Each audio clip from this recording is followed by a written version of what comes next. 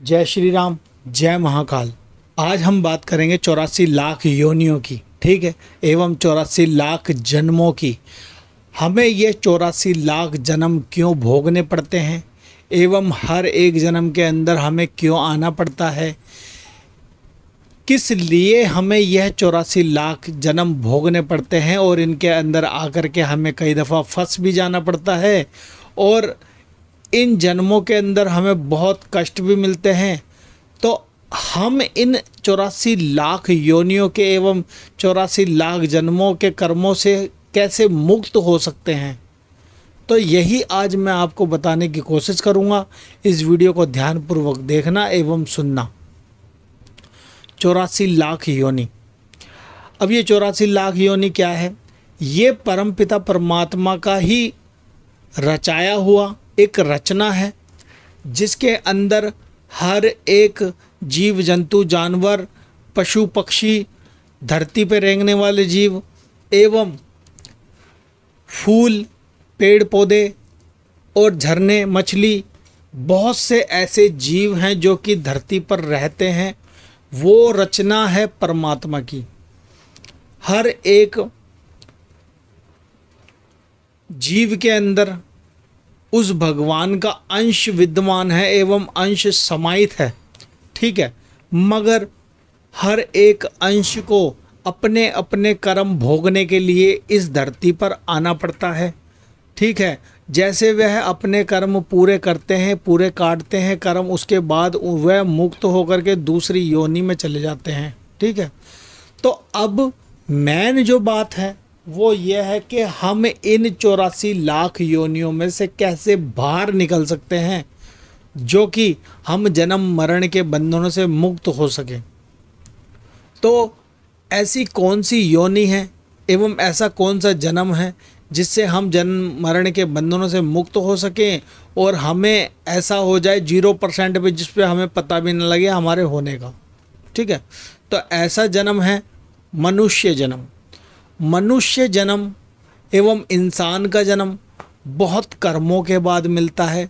बहुत हमारे अच्छे कर्म रहे हों एवं हमारे कई जन्मों के अंदर जब जाकर के हमें मनुष्य का यह जन्म मिलता है। यह मनुष्य का जन्म हमें मिलता ही इसलिए है कि हम उस भगवान की प्राप्ति करके और हम इस जन्म मरण के बंधनों से मुक्त हो सके। अब आप सोचो कि जन्म मरण के बंधनों से कैसे मुक्त हो सकते हैं। आपने ये देखा होगा, जीव जंतु, जानवर, पक्षी एवं झरने, मछली, फूल पौधे, पेड़ वृक्ष, ठीक है, इन सब के अंदर इतना दिमाग नहीं होता, इतना माइंड नहीं होता, ठीक है, जो कि यह सब भी भगवान की प्राप्ति कर सके, ठीक है। इनके अंदर इतनी नॉलेज भगवान ने नहीं डाली, इतना दिमाग भगवान ने नहीं डाला, जो कि ये भगवान की प्राप्ति करके और अपने आप को मुक्ति प्रदान कर सके एवं मुक्ति के लायक अपने आप को ले जा सके, ठीक है। ये ऐसा कर्म कर सकते हैं जिससे कि यह अगले जन्म के अंदर मनुष्य योनि पा सकें, ठीक है। मनुष्य योनि पाने के बाद ही इनको मुक्ति होगी एवं तृप्ति होगी इनकी, ठीक है। अब इंसान की योनि के अंदर रह करके हम कैसे भगवान की प्राप्ति करके और हम अपने आप की मुक्ति करा सकते हैं, ठीक है। यह मेन उद्देश्य है। जब हमारा जन्म होता है ना, उस समय हम माता के गर्भ के अंदर होते हैं और हमारी डायरेक्टली उस ईश्वर से, उस परमात्मा से, भगवान से बात हो रही होती है गर्भ के अंदर। हम गर्भ के अंदर होते हैं ना, तो हम प्रभु से ये बोल रहे होते हैं, प्रभु इस गर्भ के अंदर से, इस मेली जगह से हमारे को बाहर निकालें, संसार के अंदर हमें आने दें। हम आकर के आपके नाम का भजन करेंगे, आपको याद करेंगे, आपका नाम सिमरन करेंगे। मगर धरती पर आते ही वो बालक रूप के अंदर तो भगवान की स्मृतियाँ रहती है, भगवान को याद रहता है, भगवान को याद करता है।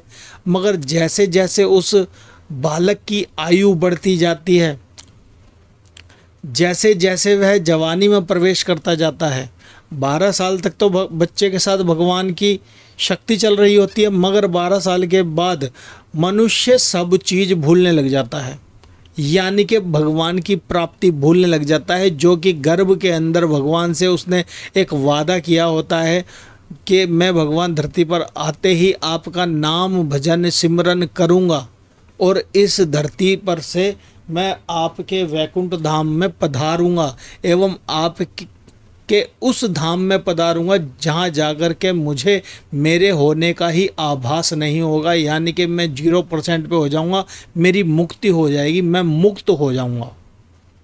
मगर मनुष्य भूल जाता है, ऐसे ऐसे कार्यों के अंदर लग जाता है, भगवान की प्राप्ति को छोड़ करके वह मांस मदिरा एवं ऐसे ऐसे गंदे कार्य करने लग जाता है जो कि उसको बिल्कुल भी नहीं करने थे।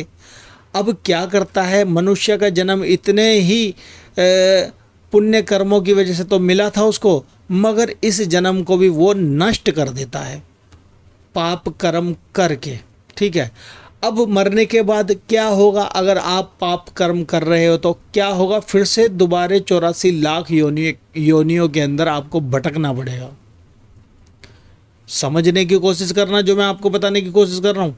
84 लाख योनियों के अंदर फिर से भटकना पड़ेगा आपको, फिर से जाना पड़ेगा 84 लाख पता नहीं कितने जन्म हो आपके, उसके बाद जाकर के मनुष्य जन्म मिलता है। इसलिए अगर मनुष्य जन्म आपको मिला है ना, और अगर आप यह वीडियो सुन रहे हैं, तो अभी से आज से केवल और केवल भगवान का नाम जाप करने लग जाना भाई।